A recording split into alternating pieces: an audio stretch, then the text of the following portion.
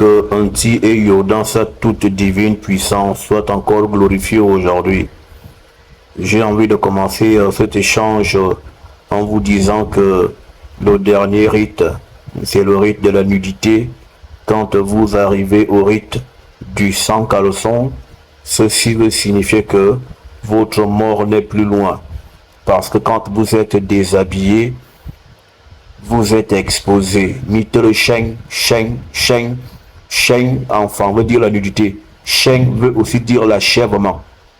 Achèvement, c'est-à-dire qu'il a achevé le travail ou le processus. Et Sheng, un chanan, Sheng veut dire que c'est fini. Et Sheng, le travail, un chanan, c'est que le travail est accompli. Donc quand on arrive au rite de la nudité, ça veut dire qu'on est arrivé à la dimension de la complétude et de l'accomplissement de l'être.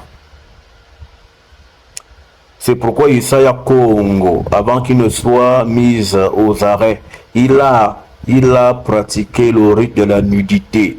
Vous le trouverez dans le texte le plus ancien des prétendus évangiles. Évangile, ce n'est pas les 4 livres là. Le mot évangile veut dire une bonne nouvelle. C'est ça, évangile. Mais le christianisme a pris le mot évangile pour les affecter aux 4 livres anonymes qu'ils ont pris.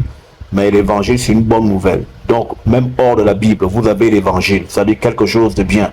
Une bonne nouvelle est un évangile.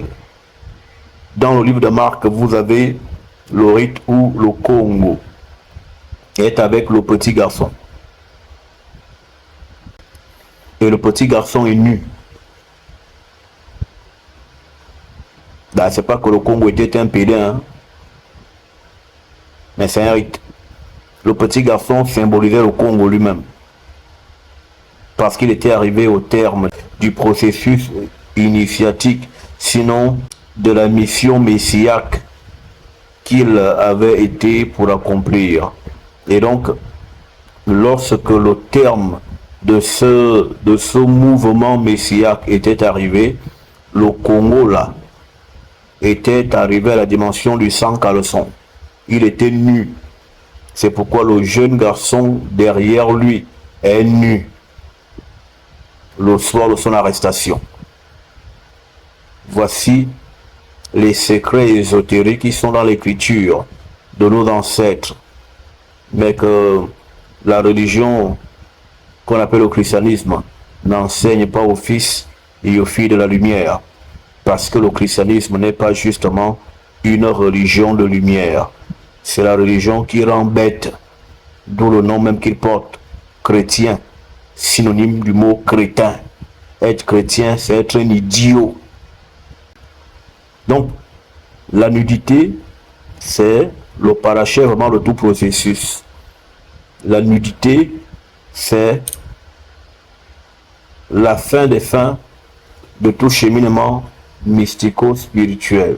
Toute personne qui est déjà au terme, qui a déjà fait toutes les classes de son évolution, arrive au rite de la nudité. Et c'est pourquoi justement Adama et Yawa arrivèrent au rite de la nudité quand ils eurent la science universelle. Ils ont tenté de se faire des pagnes. Pourquoi? Parce qu'ils ont tenté de se auto-rétrograder. Ils ont voulu rétrograder pour recommencer au niveau où ils s'étaient arrêtés. Mais il était trop tard. Ils avaient sauté l'arbre numéro 11. Ils sont allés à l'arbre numéro 12. Et arrivés là, Bangatebo Sheng, ils étaient déjà accomplis. Ils étaient dans la complétude. Ils avaient déjà parachevé le processus. La tentative de se rétrograder, de revenir en arrière, était en fait celui au travers duquel ils s'étaient fait des pagnes.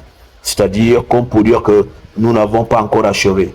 Parce que quand on n'a pas encore achevé, on ne peut être nu, on ne peut être mise à nu. Une personne mise à nu, c'est une personne qui est découverte. Donc, elle est achevée, tout est connu, tout est sur elle. Et donc, quand il tente de remettre des habits, c'était pour tenter de se rétrograder, pour qu'il reprirent l'initiation où elle s'était arrêtée. La haute connaissance ancestrale